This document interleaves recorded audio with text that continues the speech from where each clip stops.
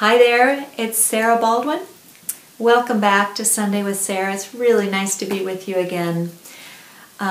This is really a highlight of my week, to just sit down and connect with you and share my thoughts. It's been a really busy week for me, and I bet it has been for you too. It's pretty hard to avoid this time of year, even if you don't own a toy business. There are just so many events competing for our attention this time of year. It can become so stressful.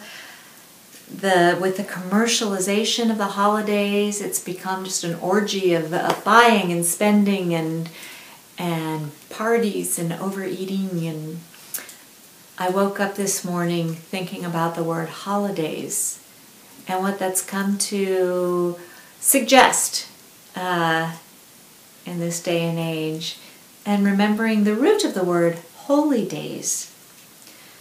Holy days. So how do we find time? How do we carve out time during this crazy time of year to find what my friend Lynn Jericho calls inner Christmas?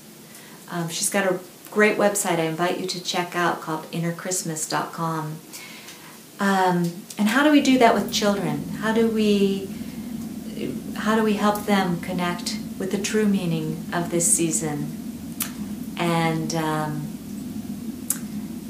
I was grateful this week to my dear friend Marcia Kipton, who sent me a list that a former assistant of hers wrote down what she does with her children. Wonderful ideas I wanted to share with you. At the beginning of the Advent season, she creates a list of different activities, one that can be performed each day during this season. And that list included things like bake cookies, make a window star, make cards, make something for a neighbor and deliver it, visit the elderly, make a wreath. I'm sure you get the idea, and I'm sure you could think of many great ideas to add to that list. And I had a further thought.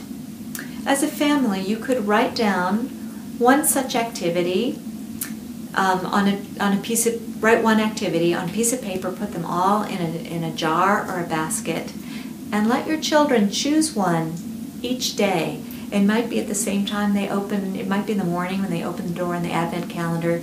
Choose one from the basket to perform that day.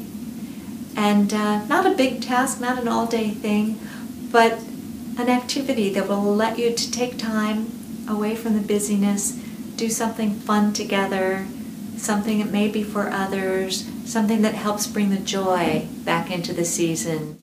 So I would like to leave you with a passage from the book, one of my favorite books on Waldorf education. It's called The Recovery of Man in Childhood by A.C. Harwood. And I was reading this week a chapter about celebrating festivals with children.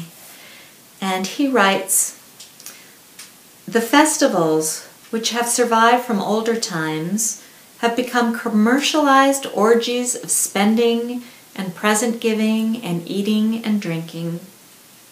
The child needs more than this. Civilization needs more than this.